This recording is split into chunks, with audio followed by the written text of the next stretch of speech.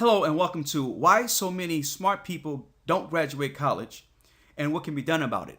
I'm your narrator, Edward Brown of Courage Image and Charisma Institute. Imagine being the golden child with the most promise in your family. You've always gotten good grades, became class president, and even prom king or queen. You've been a big fish in a small pond for a long time and everyone admires you.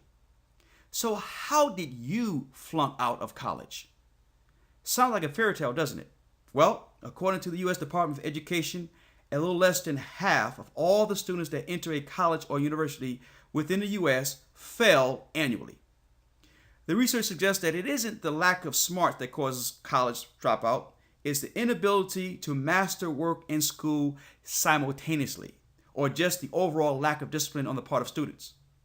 In a world where children are told how great they are and playing games with no rules for winning, this sense of entitlement is breeding a weaker generation. The necessary grit to avoid social distractions in college seems insurmountable. Most corporate employers complain about the lack of critical thinking / problem solving, leadership, and communication skills they see in the ones who do graduate college.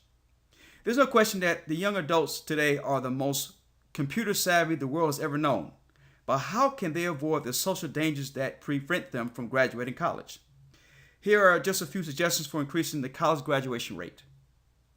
First, stop coddling your children.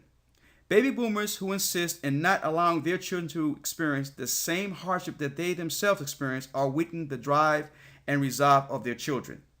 One college professor reported that he was summarily yelled at and criticized by a student for giving her a lower grade than she thought she deserved. Just think of the professor's further surprise and chagrin when the student handed him her cell phone with her mother on the end of the line. The mother continued this verbal thrashing to the professor, suggesting that he rethink his position on her child's grades. Parents hovering over a child's development process at the self-reliant stage set the stage for the child's failure. Second, focus on education as well as the bigger picture. Okay, your child is going to faith-based schooling throughout his life. Education has been practiced and mandated as a religion inside the household. A teenager in the neighborhood asks your teenage child to go to the movies this weekend and to meet him downtown. Your child's friend goes to a public school and his family has had to struggle all through his life.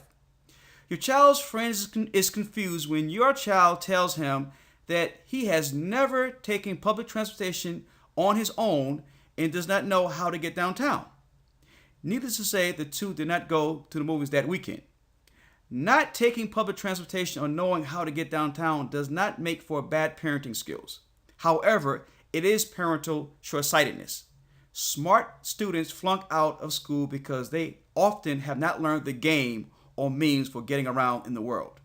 These overly protected students are the ones who, when exposed to the social dangers on college campuses, end up hurt or worse.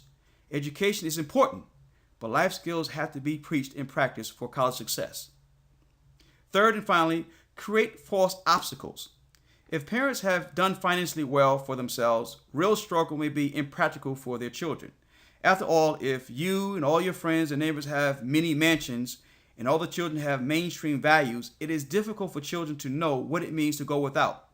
In this instance, parents have to create false or make-believe obstacles. Essentially, a parent is asking the what-if question to a child. What if something happens to me? How would you survive? If I lost all my money through faulty investments today, how would you survive? And if you came across someone trying to manipulate you, how would you avoid becoming a victim? By creating imaginary what-if experiments, your child becomes better prepared for those real scenes in college. The world can be a cold, callous, and insensitive place. Stepping foot for the first time on a college campus should not be the beginning of a life's education for your child. By arming him or her with the skills to protect him or herself from social dangers in college, you are providing the best insurance possible. To help your child get the best start in college, click the link below to get your free article, 9 Things You Need to Know Before Your Child Goes to College. Remember, a prepared mind is a mind that is ready for the world.